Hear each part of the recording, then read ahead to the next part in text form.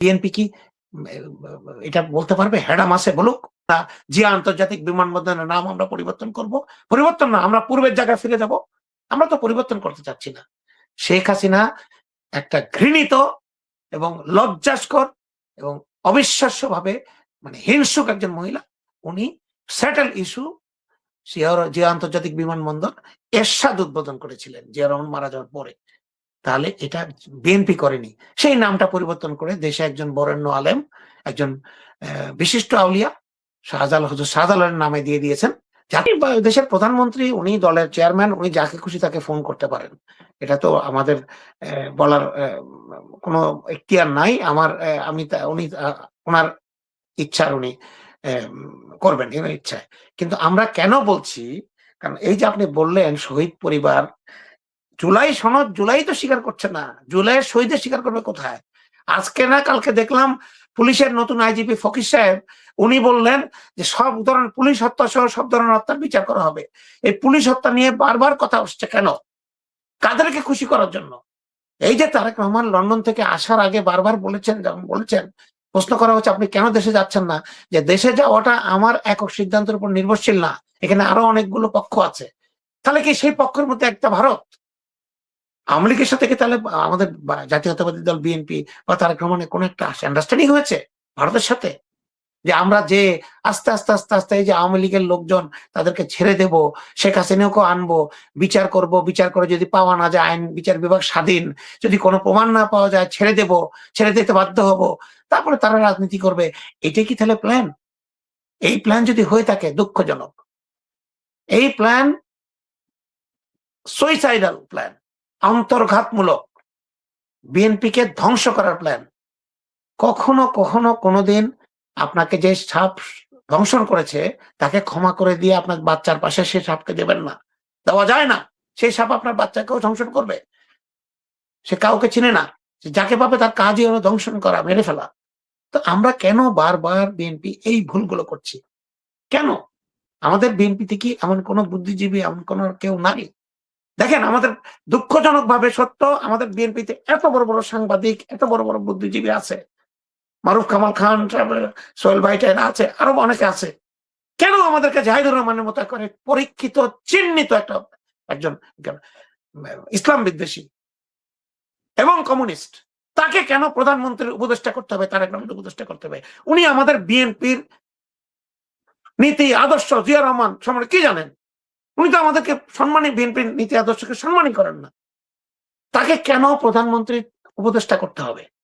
কার ইশারায়, কাদেরকে খুশি করার জন্য? আমাদের কি নরমাল কোন আমাদের নেতা ছিল না? তাহলে বোঝা গেল যে আমাদের নেতা নেত্রীর খুব অভাব। আমাদেরকে আমাদের নেতা না দিয়ে নুরুকে কেন প্রতিমন্ত্রী দিতে হবে? নুরু কয়টা সমর্থক সহ বিএনপিতে এসছে? কয়জন লোক আছে নুরুর কাছে? নুরুর পরিচয় হলো নুরু একটা মোসাদের এজেন্ট। মোসাদের এজেন্ট, সে মোসাদের থেকে টাকা পায়, ইসরায়েলের যে গোয়েন্দা সংস্থা, এবং সেই এজেন্ট বিএনপিতে মন্ত্রী। তাহলে কি আমাদের সাথে ভারতের আর মোসাদের কোন একটা আন্ডারস্ট্যান্ডিং আছে? এগুলি বললে দলের উপর আসে ভাই। ঘর পোড়ায়, আলু পোড়া, ঘর পড়ছে, আমাদের আলু পোড়া দিতে চাই না। আমরা দলের উপকার করতে না পারি, ক্ষতি করতে চাই না। কিন্তু এগুলো দেখলে মনির ভাই চুপ করে থাকা যায় না, কথা বলতে হয়। আমরা তো গত 16 বছর ধরে দেখেছি কারা কারা অনলাইনে ছিল, কারা কারা অফলাইনে ছিল, কারা আন্দোলন করেছে। আজকে বিএনপি যারা 16 বছর আন্দোলন করছে তাদেরকে টোটালি অবমূল্যায়ন করছে, তাদেরকে চেনেই না। সব নতুন নতুন লোক, এই আনিস আলমগীররা, এই জাহিদুর রহমানরা এখন বিএনপির ত্রাতা। তবে একটা কথা মনে রাখবেন, আবার যদি বিপদ আসে, আবার যদি ঘোর অমানিসা নেমে আসে, তখন এরা কিন্তু আপনাকে হেল্প করবে না, করতে পারে না। তখন এই শহীদ জিয়াকে যারা ভালোবাসে, বেগম খালেদা জিয়ার জন্য যারা কাঁদে, তারাই কিন্তু হবে আপনার ভরসা। আওয়ামী লীগকে যত খারাপ বলি মনির ভাই, আওয়ামী লীগকে পৃথিবীর নিকৃষ্টতম দল হিসেবে বলি, ফাঁসির দল বলি, শেখ হাসিনাকে ফাঁসির শাসক বলি, খুনি বলি, কিন্তু শেখ হাসিনার একটা ভালো জিনিস হলো তার দলের জন্য সে ছিল সর্বে সর্বা। আওয়ামী লীগের লোকদের জন্য সব সময় এই ভদ্রমহিলা করতেন। যতবার ক্ষমতায় আসছেন বিনা বিনা ভোটে, বিনা নির্বাচনে, উনি ক্যালকুলেশন করে, লিস্ট করে উনি তার নেতাদেরকে নতুন ভাবে মন্ত্রী বানিয়েছেন। গতবার এই সেট ছিল 40 জন, এবার এই সেট থাকবে না, অনলি এমপি, এই সেটকে দেওয়া হবে। উনি তার একটা ছাত্রলীগের একটা ইউনিয়ন পর্যায়ে উপজেলা পর্যায়ের নেতাকেও শেখ হাসিনা চিনতেন, নাম ধরে চিনতেন, ফোন করতেন, কথা বলতেন। আমাদের বিএনপি থেকে আমরা পাই না এটা? কেন পারি না? কেন আমরা পারি না এটা? সবকিছু তো আওয়ামী লীগকে ফলো করি। আওয়ামী লীগ যেভাবে দেশ চালাতে ওইভাবে চালানোর চেষ্টা করি। কিন্তু আওয়ামী লীগ যে তার নেতাকর্মীদেরকে মূল্যায়ন করতো, সেটা কি আমরা করতাম? করেছি? কোনোদিন করিনি। এখনো সময় আছে, নিজের অরিজিনাল নেতাকর্মীদেরকে দেন।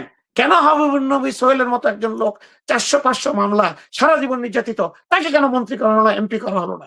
কেন? কে মানা করেছে? কেন ইসা সরকারকে এমপি করা হলো না? আপনি যদি তাদেরকে এমপি না করেন, আপনার দলের জন্য যারা 16 বছর দাঁড়ালো, 16 বছর নির্যাতিত হলো, তাহলে ভবিষ্যতে আপনার দলের জন্য কেউ নির্যাতিত হবে না। আমাদের মধ্যপ্রাচ্যে হাজার হাজার ছেলে আছে, জীবন শেষ হয়ে গেছে। আমি অনেক চিনি, বাহরাইন, কাতার, ওমানে আছে, পড়াশোনা শেষ, বিয়ে শাদী শেষ, পালিয়ে মামলার থেকে বাঁচার জন্য কোনোভাবে টাকা দিয়ে মধ্যপ্রাচ্যে চলে গেছে, জীবন শেষ। তারা আজকে বড় বড় নেতাদের সাক্ষাৎ পায় না। তাদের যারা নেতা আছে বিভিন্ন জায়গায়, কুমিল্লা অঞ্চলে বিভিন্ন বড় বড় এমপি, মিনিস্টার, তাদের সাক্ষাৎ পায় না, তারা বিজি। এই ছেলেগুলার জীবনটা যে নষ্ট করলো তারা দলের জন্য, কিছু না পাওয়ার আশায়, তাহলে ভবিষ্যতে তো মানুষ করবে না। ভবিষ্যতে মানুষ দলের জন্য করবে না। এগুলোকে অ্যাড্রেস করা উচিত। এগুলো খুব ইম্পর্টেন্ট। কারণ আমাদের এই জিনিসগুলোকে যদি আমরা ইগনোর করি, কারণ আমাদের অনেক প্রবলেম সলভ করতে হচ্ছে।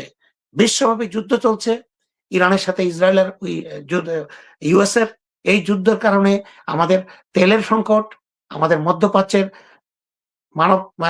যে মানব সম্পদ আছে এটার উপর সংকট আসবে, চাকরি বাকরি চলে যাবে, এগুলো ফেস করতে হবে।